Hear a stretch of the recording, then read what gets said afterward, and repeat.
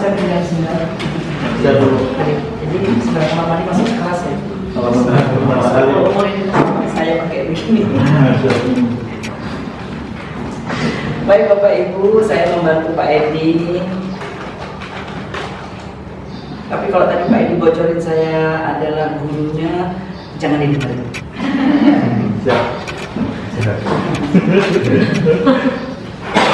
Cuma beda berapa tahun ya? Bukan, beda kenapa saya jadi gurunya gitu loh maksudnya. 7, 5, 6, 11. Ya, berapa? 10. Kayaknya 16 tahun saya. Ya, Pak Edi merasa saya gurunya, saya merasa kolegial.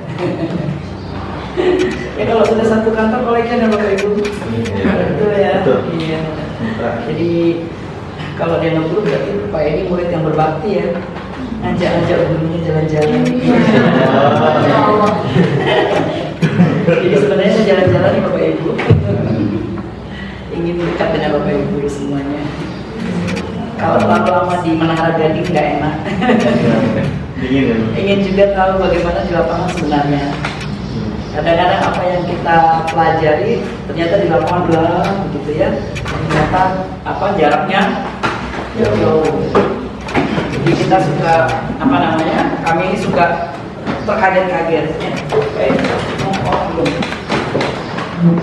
Terkaget-kaget bahwa ternyata di lapangan itu tidak satu pemahaman dengan yang kami pahami gitu. Jadi sayang rasanya pemahaman yang ada pada kami tidak sampai kepada Bapak Ibu di lapangan. Begitu maksudnya. Jadi saya ingin mendekatkan pemahaman yang ada dengan yang dialami oleh Bapak Ibu pasti hanya perintahkan harus menurut merdeka gitu ya. Padahal pelatihannya belum dimulai gitu, belum pernah dibekali misalnya. Tapi tahu-tahu disuruh melaksanakan, betul ya? Jadi bukan salah Bapak Ibu maksudnya. Nah ini sama dengan yang terjadi barusan di telepon. Saya sedang mengajar di kelas profesi, program profesi pendidikan guru PPG dalam jabatan. Jadi mohon maaf disambi tadi ya. Ya jadi saya tadi dengan Pak Edi boleh jalan-jalan dengan catatan. Saya ngajar loh. Jadi sampai sini tadi saya berhenti di sana hanya untuk memberi dulu materinya. Sudah itu saya bilang saya sengaja dekatin loh, saya ada bener loh, saya ada di sekolah, bukan lagi jalan-jalan di pasar Tanah Abang. Jadi pendidikannya sampai hari Sabtu sampai 10 ya. Bisa saja saya ada di pasar Tanah Abang, pernah soalnya ibu ya akhirnya saya terpaksa begini. Ayo ibu di mana? Di Tamsit dong. Nggak boleh marah ya. Atau ibu di mana? Ya ibu lagi jogging, ya udah. Kan namanya juga di Sabtu. Ya betul nggak Bapak Ibu? Karena Bapak Ibu pasti di lapangan. Kalau saya bukan hari lapangan, Bapak Ibu Sabtu Minggu ya. Nggak apa-apa, oleh sebab itu saya jalan-jalan. Nggak keberatan Bapak Ibu ada saya di sini. Di sana. Oh, Bapak jelas nggak keberatan. Tadi Bapak Edi sudah mengingatkan bahwa minimal yang harus dipenuhi dalam rangka implementasi kurikulum merdeka ada 3 Bapak Ibu ya. 3 tadi apa saja minimal? Tujuan pembelajaran, asesmennya kan ketiga. Langkah apa? Pembelajarannya, asesmennya. Jadi minimal itu ala Pumer. Minimal itunya ala Pumer. Nah justru tapi yang ternyata yang terjadi adalah penguasaan itu. Ini tadi ini sudah pertemuan keberapa ya? Seminggu mereka diminta untuk menciptakan perangkat pembelajaran. Ini sudah hari dari Selasa, Rabu, Kamis, Jumat. 4 hari dan hanya akan selesai di hari Rabu. Tadi masih berputar di 7. Jadi tadi maksa bu, tayang. Bu ayo dong bu ini saya tujuannya benar atau salah. Bayangin hanya di tujuan, belum juga mengajar. Artinya seperti tadi Ibu menjawab, Ibu siapa ya tadi? Ya, bahwa bukan penting materinya, setuju Ibu. Bahwa untuk mengajar itu yang pertama-tama adalah tujuannya. Bapak Ibu mau ngajar apa? Tujuannya apa? Masalahnya siapa yang menetapkan tujuan? Yang harus menetapkan tujuan siapa? Guru. Harusnya guru. Tapi apa dasarnya guru menetapkan tujuan? Berdasarkan apa beliau harus menetapkan tujuan? Saya mau ngajar tujuannya agar siswa gini. Kata siapa? Betul nggak? Harus ada dasar mengapa itu menjadi tujuan. Oke, Bapak Ibu buka buku teks. Bapak Ibu kan sangat kesengsem sama teks, ya kan? Pokoknya yang dianggap materi adalah buku teks, betul ya? Tidak pernah punya materi sendiri. Aku? Ya. Oke, Bapak Ibu. Saya kalau ngajar suka pakai ilustrasi. Misalnya di buku teks Bapak Ibu, hanya satu buku teksnya? Ya. Ada 3. Oke. Ada yang boleh saya pinjam apapun ya. Buku teks kedua. Bentuknya apa? Apakah sama buku teks ini sama ini? Hah? Beda. Yang buku teks ini apa? Berupa buku. Ya inilah Pak buku teks. Tapi buku teksnya beda atau sama dengan ini? Yang ini berbentuk apa? Kertas. Ada yang pakai LKS buat mengajar? Oh, buku paket. Oke, saya ada buku teks tadi, buku paket ini ya. Artinya ada beberapa buku teks, betul? Ya? Tidak ada yang pakai apa namanya? LKS untuk materinya. Oh, ada. Artinya apa kata buku teks dong? Emang siapa yang bikin buku teks? Siapapun penulisnya. Artinya tadi kan kata Bapak Ibu guru, kalau menentukan tujuan harus gurunya kan? Lah yang bikin buku teks siapa? Siapapun. Siapapun. Kita nggak tahu di balik itu. Tapi yang penting buku itu yang punya murid kita. Yang tidak berhadapan dengan murid kita, yang tidak tahu kebutuhan belajar murid kita, betul nggak? Yang tahu gurunya, betul nggak Bapak Ibu? Nah, jadi gimana caranya mengatakan bahwa buku ini cocok loh buat murid saya? Dari mana? Betul kan? Siapa yang mengatakan buku ini pasti cocok dengan murid saya? Kalau Bapak Ibu tadi mengatakan bukan materinya, betul nggak? Tapi karena tujuan.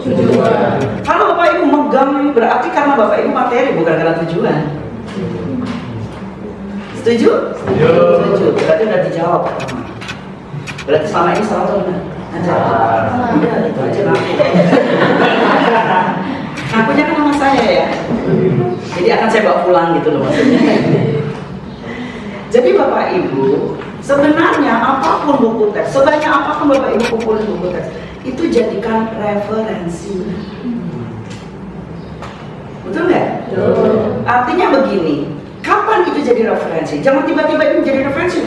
Jadi merasa mengajar itu modalnya nih. Jadi mana bilang guru banget? Nih.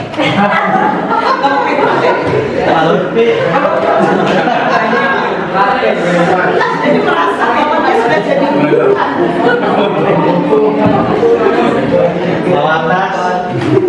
Bawa tas lagi. Ada juga. Ada dagangan. Ya, ini bedanya sebelum pemahaman dengan implementasinya di lapangan. Jadi kalau implementasi tanpa pemahaman, benar? Kayak itu ya Bapak Ibu. Tapi nggak apa-apa. Memang Bapak Ibu kan judulnya dikerjain dalam tanda petik ya, tanda petik ya. Jangan bilang-bilang maksudnya. Bapak Ibu kan dikerjain ya. Harus ini, harus mulai ini, betul nggak? Padahal pemahamannya. Nah, jadi sekarang boleh nggak saya memberi pemahaman? Kalau tadi Pak Edi menceritakan hal globalnya secara komprehensif ya, the whole-nya yang disebut kurikulum merdeka, udah banyak sekali, panjang lebar bahkan tadi. Saya khawatir Bapak Ibu enggak mencatatnya sama sekali ya. Makanya takut nanti yang tadi dijelaskan itu bubar ya. Saya masuk mengerucut ya. Tapi saya pakai ini, boleh ya? Boleh. Masalahnya saya sendiri tidak berkecimpung di dunia SD.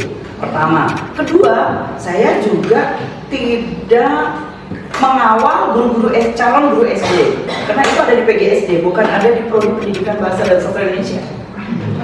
Yang di Prodi Pendidikan Bahasa dan Sastra Indonesia hanya untuk SMP dan SMA. Jadi saya tidak mengawal. Tapi jangan khawatir. Gak ada apa-apa. Bapak sibuk sekali ya. Dia akan menata di tempat lain lagi ya. Mudah-mudahan setelah minum tolak ini bisa. Amin. Coba jadi minum Pak. Sampai mana tadi ya? Tolak angin. Sampai mana tadi ya? SMP.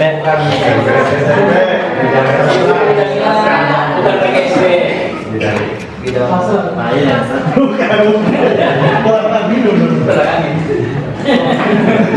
Nah itulah jaringnya saya. Saya kalau diinterupsi terus hilang. Restart lagi betul. Refresh ya. Tujuan ya tadi ya. Dari mana tujuan didasarkan, betul ya? Betul. Tadi kan maunya kebutuhan siswa kita. Kalau kita langsung buka buku teks, artinya kita nyasar materi, bukan nyasar tujuan, betul nggak? Nah, jadi walaupun Bapak Ibu bikin buku teks, harus tetap didasarkan pada, nah gitu, harus dasarkan. Cek dulu Bapak Ibu. Jadi cek dulu, benar nggak yang di sini sama dengan tujuan yang ditetapkan untuk siswa kita. Ini kan namanya kurikulum, betul nggak? Kurikulum itu untuk sesuatu yang besar sekali. Kurikulum yang berapa se-Indonesia dengan berbagai karakteristik sekolah. Ini SD yang MTS, betul? SMP yang MTS. Ini SMP. Tadi katanya SD. Oh, SD dan SMP. Betul, SD dan SMP. Kalau kemarin saya di SMP dulu. Kemarin lagi. Saya di SD sampai 4 batch ya, 4 gelombang guru SD DKI. Saya nggak banyak bergaul dengan guru SD. Tetapi yang saya tahu bahwa Bapak Ibu semuanya adalah guru mata pelajaran, kelas, ya.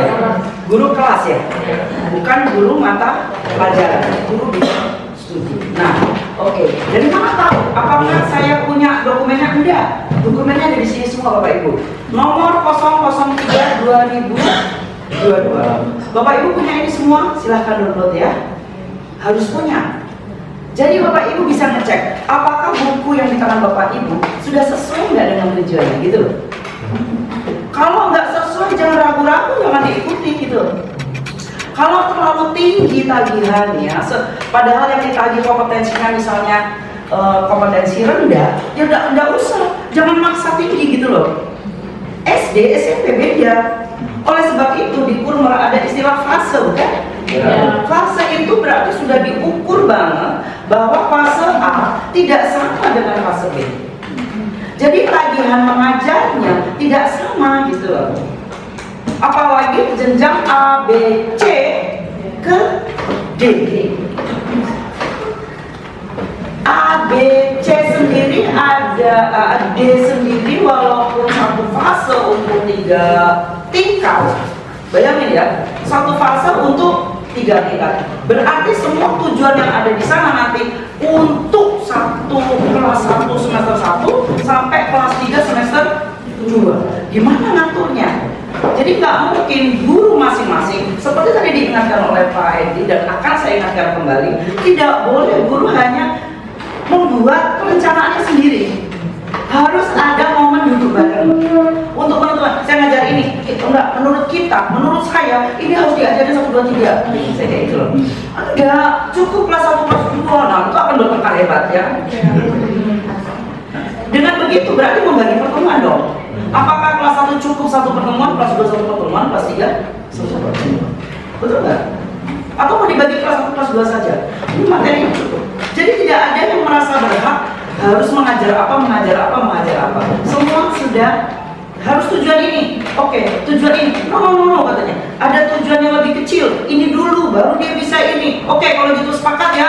Hanya ada di kelas 2 dan 3. Kelas 1-nya enggak. Saya kayak gitu loh. Jadi nggak bisa Bapak Ibu kalau cuma pegang buku teks atau buku apa tadi paket, nggak bisa. Oke, ayo kita lihat apa sih yang ada di sini. Ini jelas judulnya. Ini minta saya salah apa ya kayak begitu tadi ya. Judulnya adalah tentang capaian. Jadi keputusan ini, permen ini adalah tentang capaian. Nah, jadi berarti untuk menetapkan tujuan adalah mencek capaian apa untuk setiap fase. Fase A berarti kelas 1 sampai 2. Capaian apa? Nggak boleh lebih, nggak boleh kurang. Lebih zalim, kurang zalim. Capaian apa untuk kelas 3, 4? Tidak boleh lebih, tidak boleh ke kelas 2 dan tidak boleh ke kelas 5. Nah, jadi setiap fase capaiannya apa? Kemudian tidak cuma SD, bahkan dasar dan menengah. Berarti satu dokumen ini Bapak Ibu bisa membandingkan. Jadi kalau di sekolah ini ada 3 SD, SMP, SMA, lihat ini saja, dokumen ini saja, mari ngomong bersama. Kalau di rapat sekolah bisa diomongin nih, bisa diomongin gitu. Tapi di rapat guru, di rapat tingkat bisa diomongin bareng. Duduk bareng, harus duduk bareng. Kalau tidak duduk bareng, siapa yang mengira-ngira apa? Kan gitu. Ya, contoh yuk. Nggak usah baca semuanya yang nanti nggak cukup waktunya. Sengaja saya akan kuning-kuningin, judulnya kuning-kuningin.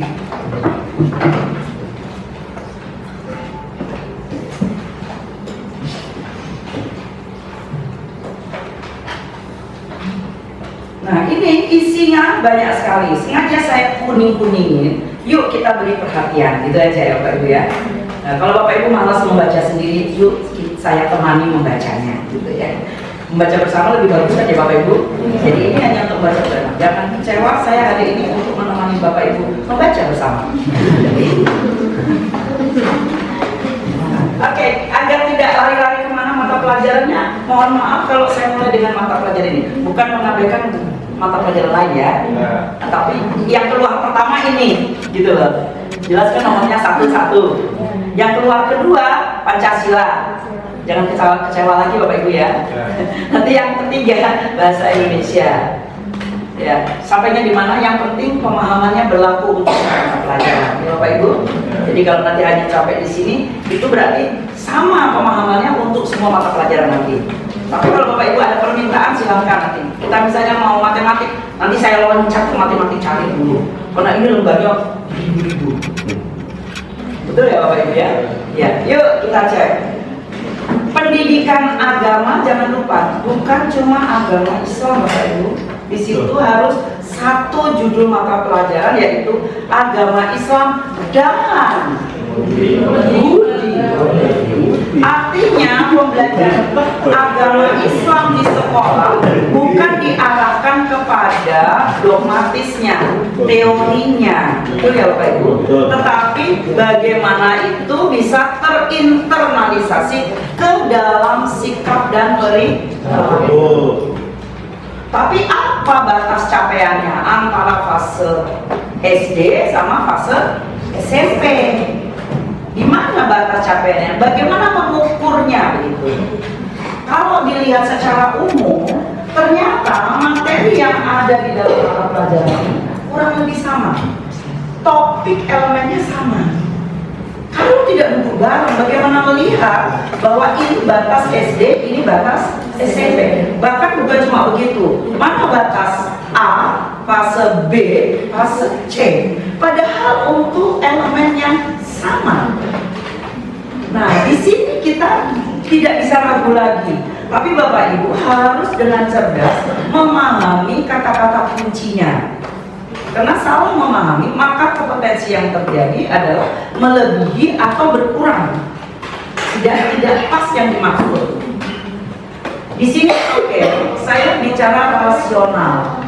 Kenapa mata pelajaran ini judulnya seperti ini gitu? Kenapa arahnya budi pekerti gitu loh? Nah ternyata yang dimaui adalah Bapak Ibu nggak boleh lebih, nggak boleh kurang, kecenderungan kebaikan. Jadi melalui pelajaran ini kita membentuk budi pekerti, bukan masalah ayatnya, betul nggak Bapak Ibu? Tapi masalah apakah itu terinternalisasi dalam pemahaman siswa. Setelah terinternalisasi dalam pemahamannya, diharapkan dia akan punya kecenderungan sikap gitu loh. Jadi bersikap pun tidak ditagih, hanya kecenderungan. Artinya dia sudah berpihak kepada sikap itu, gitu aja. Keberpihakan terhadap sikap-sikap yang dianggap baik itu memang tagihan untuk anak SD. Jadi jangan tagihannya sama dengan anak SMP begitu. Anak S kelas 1 sama kelas 6 beda tagihannya, betul? Nah, jadi misalnya tapi arahnya semua ke sini. Ini untuk satu SD gitu maksudnya. Untuk satu SD, kecenderungan kepada kebaikan, sikap berkenan, memperkenankan, berkenan atau tidak berkenan. Bapak Ibu tahu berkenan? Perkenanan apa?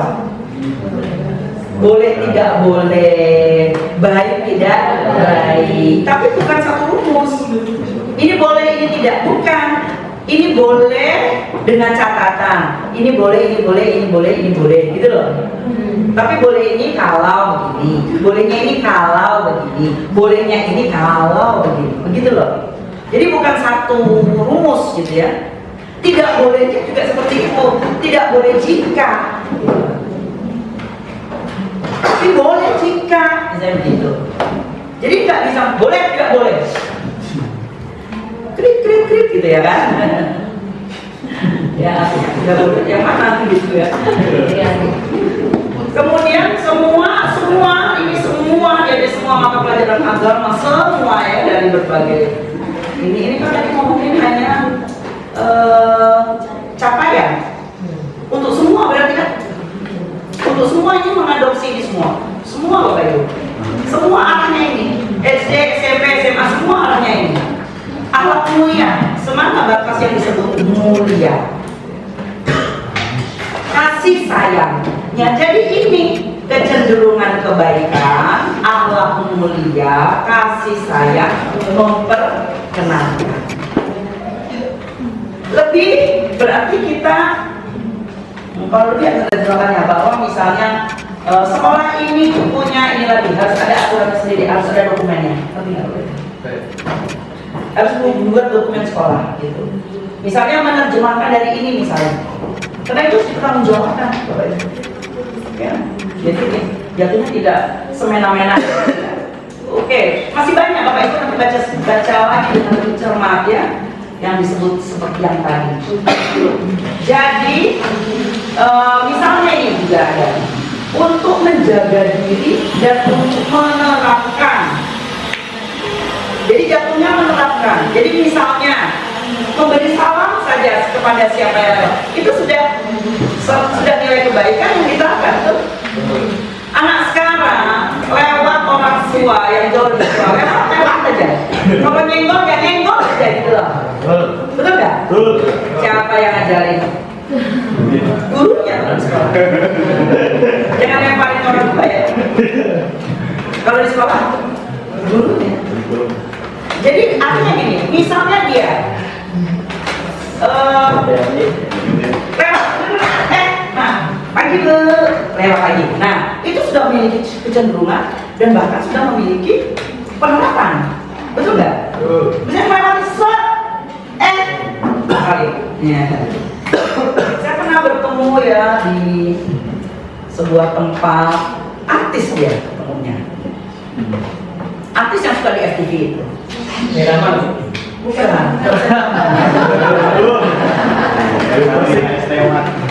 Awal-awal saya lihat dia didampingi sama mungkin manajernya atau apa ya. Didampingi selalu. Terus ketika pada sesi sama, saya bilang ada itu kok momen ini kalau mau ikut itu momen ini ada di sini. Lama-lama saya lihat dia tidak didampingi. Entah kenapa dia merasa saya mengenal dia, dia mengenal saya. Mungkin karena satu sesi komunikasi itu. Setiap ketemu saya, misalnya dia buru-buru, terus saya lewat terus terlewat begitu, dia akan lari membalik dan cium tangan saya. Saya langsung hari ini masih ada anak seperti itu, dan itu artis loh. Jadi jangan salah sangka dengan artis ya. Inisialnya? Nggak tahu apa namanya. Artinya dia masih karena saya jauh lebih tua daripada dia, mungkin begitu kan ya. Wow, itu kan luar biasa itu sikap gitu.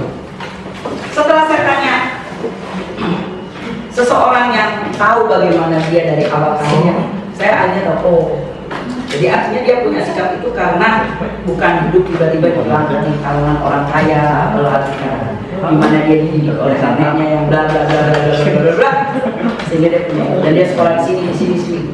Akhirnya, oh, jadi sebenarnya kita nggak perlu mencari dia dengan berbagai dogma, definisi, betul nggak? Teori, hayal. Tapi yang penting apanya?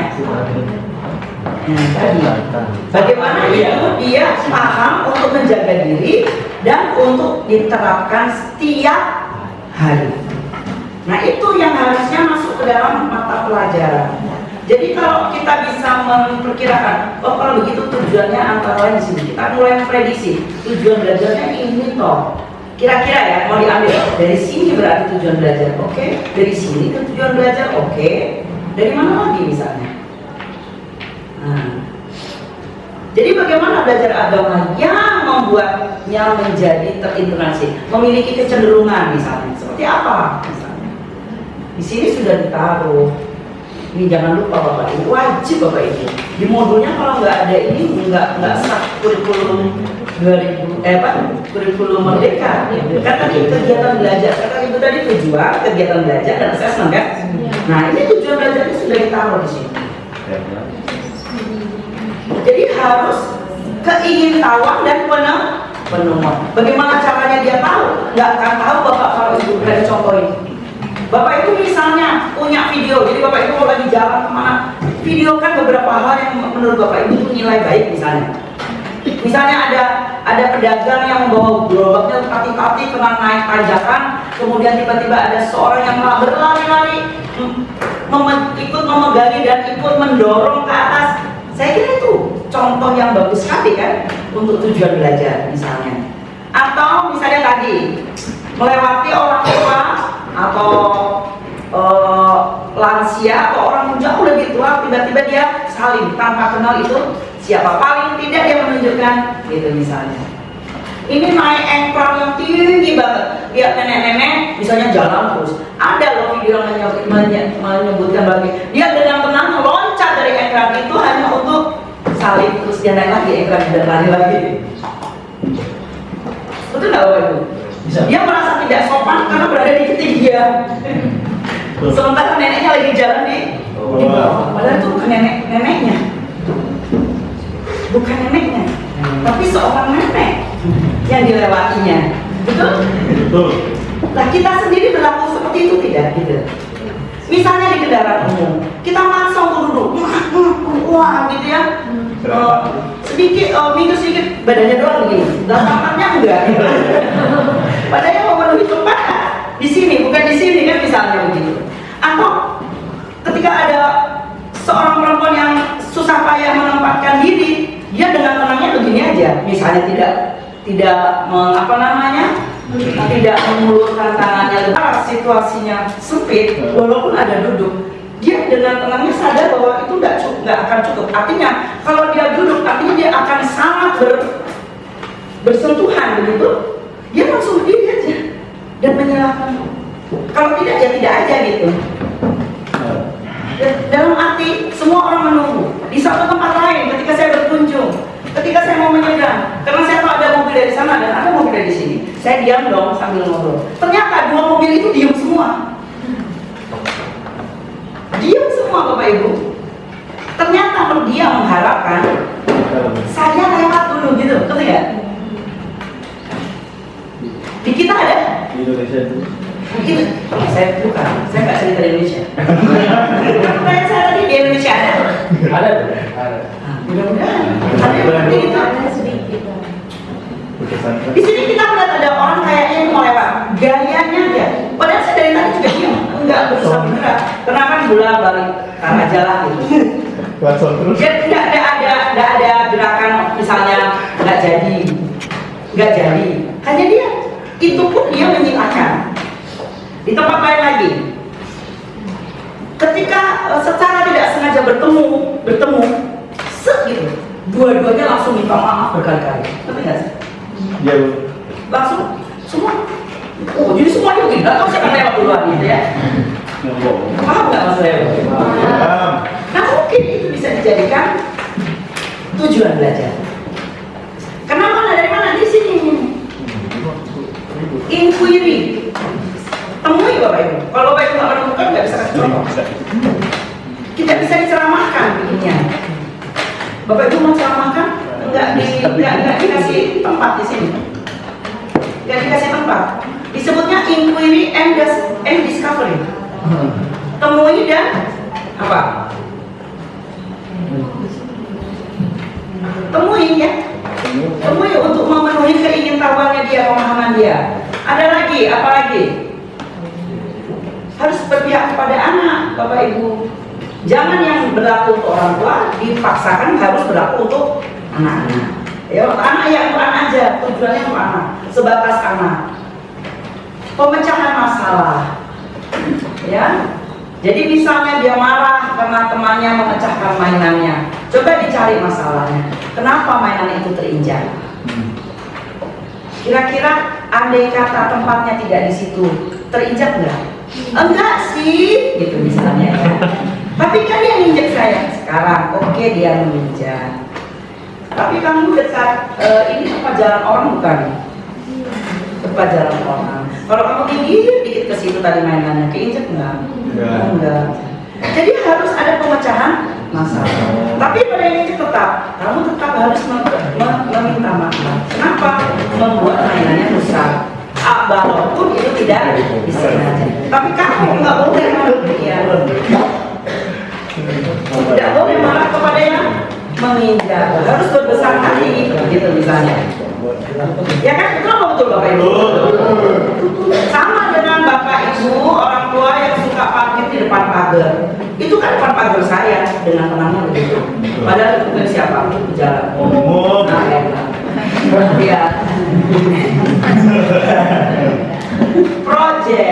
Project artinya ada kejadian, ada yang harus dibuat untuk menggambarkan nilai itu. Kolaboratif bersama seperti kata Pak Edi.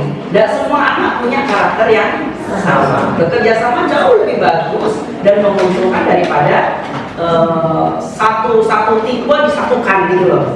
Ya, satu tipe disatukan. Nah ini berpikir kritis. Jadi walaupun pelajaran agama tetap harus bersikap logis, kritis, kayak tadi diajari. Terinjak karena apa yang kira-kira ada masalah nggak menyebabkan terinjak? Apa semata-mata hanya kecerobohan yang menginjak? Apa hanya semata-mata ada kesengajaan menginjak? Itu harus digali dulu. Jadi di sini yang disebut berpikir kritis. Kemudian ada lagi yang bisa dijadikan arah-arah tujuan. Anak kita akan kesini dengan pelajaran agama Islam. Bayangin pelajaran agama Islam. Tapi harus berpikir global. Bukan berpikir kelompok begitu ya, tapi berpikir global. Ya. Kemudian tujuannya tadi rasionalnya. tujuannya ternyata di sini lihat Bapak Ibu, tidak ada kata-kata yang besar, kecil semua, artinya remeh semua. Bapak Ibu cuma diminta membimbing. Jadi nggak mungkin kalau Bapak Ibu menagih, pernah membimbing nggak gitu loh. Pernah membimbing nggak lewat tayangan, lewat contoh, lewat perilaku sesuatu, pernah bimbingan. Sekarang sikap Bapak Ibu saja. Sekarang saya tanya, Bapak-bapak ada yang merokok nggak di lingkungan sekolah?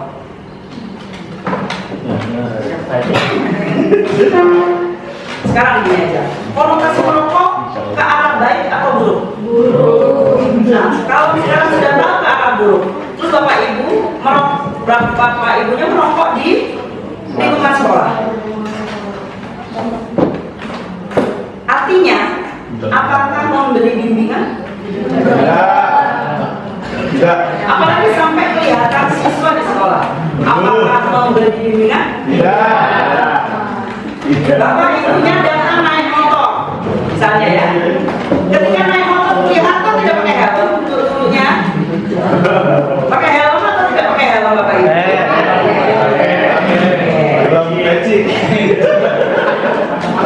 Iya, makanya kan pakai motor.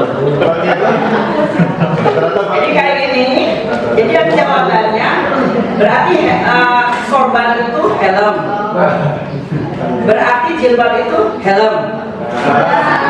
Karena tadi berpikir kritis. Gimana sih semua berpikir kritis kalau gurunya saja tidak bisa berpikir kritis? Sederhana kan Bapak Ibu?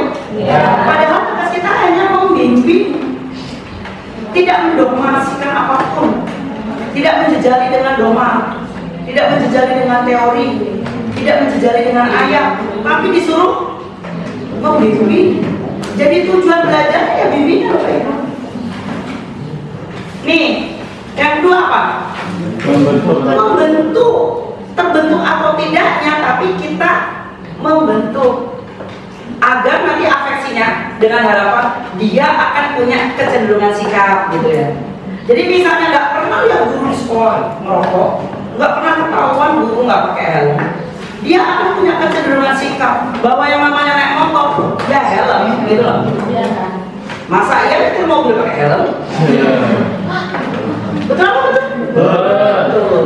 Berarti kalau misalnya kecenderungan nanti gedenya dia nggak akan mengatakan bahwa merokok bukan sesuatu yang baik. Jadi jangan ayatnya yang diomong, jangan larangannya yang diomong, jangan dosanya yang diomong. Ngerti nggak Bapak Ibu maksud saya? Oke, membentuk masalahnya untuk menjadi pribadi. Ya, jadi ketiga masih ada membimbing agar menerapkan, betul? Masih membimbing dan menerapkan. Ini kalau omongan kita memaki langsung menjadi bimbingan anak-anak kita. Bukan berarti anak tidak boleh tahu memaki. Anak boleh tahu sekelompok makian ya. Tapi dia harus juga disadarkan ini memaki. Jadi hanya boleh dilakukan jika, tidak boleh diungkapkan jika. Karena itu makian. Kalau bisa dihindari, tapi kalau harus dipakai.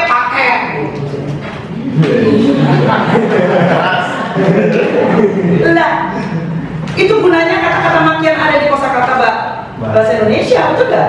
Semua bahasa pasti ada kosakata makiannya. Artinya itu kebutuhan bukan? Tapi kapan dibutuhkannya? Kan gitu. Jadi Bapak Ibu jangan coba-coba memaki di dalam kelas kalau tidak tepat.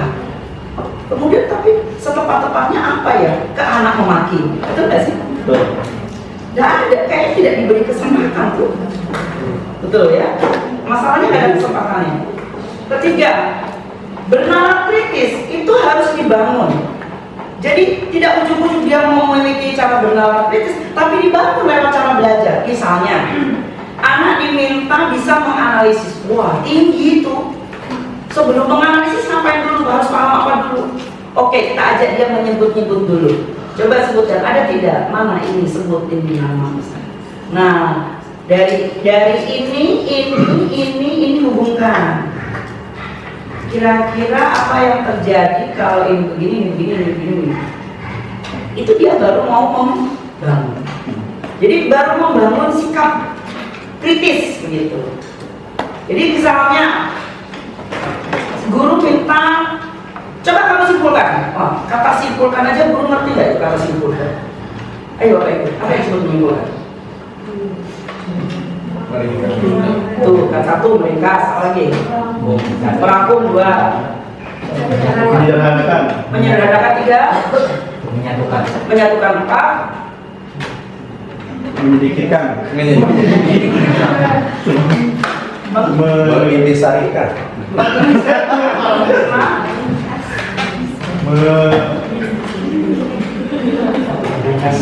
meringkas, enam. Oke, semuanya salah. Bayangin benar-benar Bapak Ibunya ngomong simpulkan. Kamu simpulkan, padahal dia sendiri nggak tahu. Berpikir kritisnya nggak nyampe apa yang disebut menyimpulkan. Tapi menagih ke siswanya untuk menyimpulkan. Itu hot itu. Higher order tinggi. Cara berpikir tinggi. Menyimpulkan itu cara berpikir tinggi. Nah kalau Bapak Ibunya sendiri nggak tahu bagaimana menyimpulkan, tapi dia menagih ke siswanya untuk menyimpulkan. Terus bimbingan apa yang bisa diberikan? Betul nggak Bapak Ibu? Betul. Contoh apa yang bisa dia majukan ke materi? Tapi kita cek nanti, apakah di SD ada tagihan kompetensi menyimpulkan? Sementara dari tadi belum ada kan? Ini sampai sini batasnya belum ada kan? Pembimbing langsung membentuk, belum ada menyimpulkan. Nanti cek, coba bandingkan, apa di SMP sudah ada menyimpulkan? Atau di SMA baru ada menyimpulkan? Dari mana tahu Bapak Ibu? Kalau nggak baca ini kita nggak punya gambaran tujuan untuk mengajar SMP batasnya mana gitu.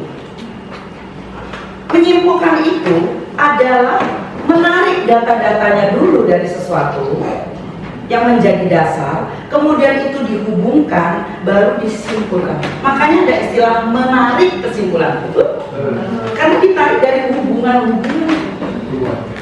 Jadi kalau dia pegangan tangan, dia pacaran, kenapa? Pegangan tangan. Dia pacaran, ketawa-ketawa berdua. Pacaran. Apa lagi? Bakso. Apalagi lebih jahat, selingkuh. Lebih jahat lagi, pelakor. Itu udah kejahatan. Itu ngomong begitu. Oh begitu. Ini serius sekali. Kenapa? Tidak ada nalarnya. Tidak berdasarkan hubungan data. Gitu, mungkin nggak saya. Itu harus ada datanya banyak sekali. Jadi kalau ada misalnya datang ke rumah, kemudian digerebek, ditelanjangi, yang punya jahat siapa? Yang menelanjangi. Betul nggak? Cara berpikir kita itu yang sangat mengerikan. Nalar kita mengerikan. Nah, kalau itu semengerikan itu, kemudian kita jadikan tujuan belajar yang kita tidak tahu arahnya dan tidak tahu batasnya, mengerikan. Ini kita cek lagi. Ini di sini membimbing untuk memiliki rasa sayang, dibimbing untuk menumbuhkan. Baru menumbuhkan loh Bapak Ibu, tidak dibilang mengembangkan di sini. Lagian SD itu hanya menumbuhkan, jadi kecenderungan gitu loh, biar tumbuh rasa ininya gitu. Kemudian apalagi membentuk nilai, membentuk berdasarkan nilai. Nah jadi Bapak Ibu, pelajaran agama ini kelihatan yang menjadi materi itu nilai. Nilai apa? Misalnya dari fikih, misalnya nilai apa? Dari akidah nilai apa? Dari akhlak nilai apa? Begitu. Lihat nanti elemennya apakah termasuk yang saya sebut. Kemudian di sini lihat, tidak cuma seagama, di sini ada kemanusiaan, ada sebangsa dan ada kebinekaan. Jadi jangan cuma satu, ini arah tujuan. Nah, itu tadi tujuan. Jadi kalau Bapak Ibu tadi dari mana nalarnya? Ini betul nggak Bapak Ibu kata tujuan di sini? Betul nggak Bapak Ibu? Yang berikutnya adalah karakternya. Karakter pelajaran agama di SD kayak apa? Di sini lewat 5 Apa ini? Ya, jadi topiknya nggak usah dikarang-karang. Ini yang ditaruh di kurikulum. Tapi masalahnya ini ada di semua pelajaran agama. Kalau di SMP ada pelajaran agama, berarti 5 juga. Kalau di SMA ada pelajaran agama, berarti 5 juga. Nah, sekarang batas SD-nya mana? Yuk, sama. Berarti mau SD, SMP, SMA ini Bapak Ibu. Tidak lebih dan tidak kurang. Dia yang dibanyakin akhlak Bapak Ibu. Jadi pelajaran agama ini lebih kepada untuk membangun budi. Cek nih. Nah, lihat cek. Bisa dilihat dengan kasat mata mana yang merupakan tujuan besar, tujuan menengah, begitu kan ya? Mana coba tuh? Nah, kira-kira begitu. Nah, kita mau lihat bagaimana itu diterapkan di masing-masing fase. Jadi 5 ini di masing-masing fase. Yuk, ada Bapak Ibu. Nah, mulai dari fase A. Berarti ini khusus untuk kelas 1. Jadi kalau itu anggap aja membiasakan, betul? Betul. Itu apa? Pembiasaan gitu. Betul. Tapi apa tujuannya hanya mengenal? Hanya mengenal arah tujuan. Jadi mau 5 elemen ini semuanya ditujukan mengenal. Kita bandingkan ke kelas 3-4. Di sini masih mengenal ternyata Bapak Ibu, tapi sudah ada tagihan yang lebih tinggi. Jadi bukan sekedar membunyikan tanpa mengerti, membacanya mungkin sudah lebih bisa diarahkan, misalnya ketepatan apanya? Mungkin, tapi itu baru batas mengenal Bapak Ibu. Di kelas 1-2 malah ininya nggak ditagih gitu ya. Nggak ada soalnya membaca. Betul nggak Bapak Ibu? Nih misalnya nih mengenal. Nanti kita cek lagi. Tapi cuk langsung ke sini. Berarti tujuannya dapat dari sini Bapak Ibu. Dari capaian. Tapi cek dulu. Untuk mata pelajaran apapun, capaian ini enggak cuma satu. Ingat tergantung fasenya. Kalau ini berarti capaiannya khusus kelas 3-4, betul kan? Kalau tadi capaiannya hanya khusus kelas 1-2, capaiannya 1-2, 1-2 semuanya mengenal. Capaian ini sudah ada membaca Bapak Ibu, sudah tinggi sedikit, betul nggak? Sudah tinggi sedikit, tapi sedikit karena cuma membaca dan ini masih ada mengenal. Nih, ternyata ada 2 Bapak Ibu. Di satu capaian ada 2. Sekarang tinggal bertengkar Bapak Ibunya. Mau diajarin kelas 1 atau kelas 2 ini? Paham nggak maksud saya? Ya. Bertengkar dalam arti yang mendiskusikan dengan argumen yang kuat gitu loh maksudnya. Atau di kelas 1 ada, di kelas 2 juga lagi. Tapi ada berapa porsi apa namanya? Kan ada waktu, ya kan? Tuh. Sudah ada memahami. Di sini menghormati, berbakti, memahami, mengenal. Kelas 3-4 loh ini. Melaksanakan, memahami, menceritakan hanya pada batas masa kanak-kanak, nggak lebih. Betul nggak Bapak Ibu? Kita mau ke fase C, bandingin lagi. Apa bedanya? Di sini sudah ada membaca, menghafal, menulis, tambah lagi dikit. Tuh, mari kita cek.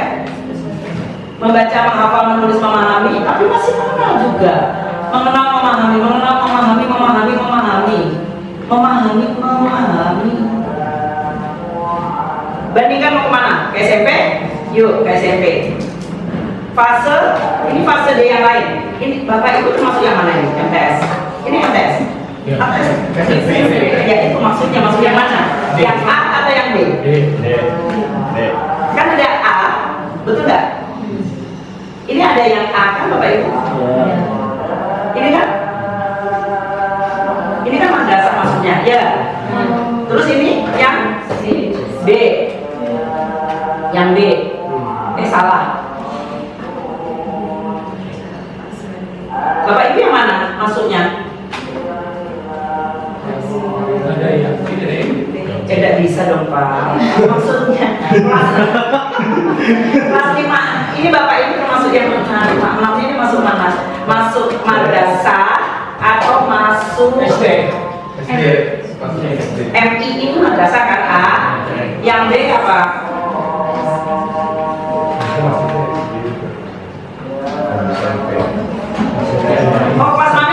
ya, berarti tetap harus masuk ini kan? Atau Bapak Ibu pakai dari Departemen Agama? Ada dokumen kayak gini dari Departemen Agama untuk menentukan tujuan belajar? Enggak kan? Berarti ini satu-satunya. Nggak boleh lewat ini berarti. Nah sekarang berarti langsung SMP kan? Tadi Bapak Ibu udah lihat SMP tadi SD batasnya apa? Sekarang lihat SMP, masih di pelajaran yang sama. Bagiannya apa di sini? Ini SMP. SMP kan ini? Ya, baik. Karena SMP ini tidak bicara kelas 7 apa, kelas 8 apa, enggak. Kelas 7 sampai 9, betul. Ternyata apa coba Bapak Ibu? Nih, beda kan sekarang? Tidak ada mengenal? Sekarang udah pakai memahami definisi. Nah baru. Berarti SD mulai ada definisi? Tidak ada. Kalau kita lakukan itu berarti kita zalim. Betul. Itu salah satu nilai itu. Memaksakan sesuatu yang bukan kebutuhan siswa. Betul? Tadi kan harus berdasarkan kebutuhan siswa, kan gimana? Memaksakan sesuatu yang bukan kebutuhan siswa. Ini sudah dikasih fase, sudah ahli psikologi yang mengajarkan ini. Berarti kita menjalimi, memahami, kemudian menjelaskan pemahaman. Di sini sikap modern. Jadi nggak boleh ditanamkan di dalam Islam. Anak saya dulu sekolah di Al-Muslim di daerah Tambun. Kemudian ternyata ketika saya kunjung, saya yang paling mencurigai sekolah. Karena saya didik anak saya baik, tapi dari sekolah dia suka mengeluarkan statement-statement yang membuat saya begitu ya kan? Misalnya seperti itu. Itu kata Pak Guru, dan anak SD tahu Bapak Ibu, nggak akan bergeming, gitu ya. Apa kata Pak Guru? Apa kata Guru? Jadi saya rajin sekali ya untuk datang ke sekolah ya. Pada satu hari saya menemukan anak-anak dikumpulkan, lihat video waktu itu ada pertemuan di daerah Maluku. Saya langsung ngamuk Bapak Ibu.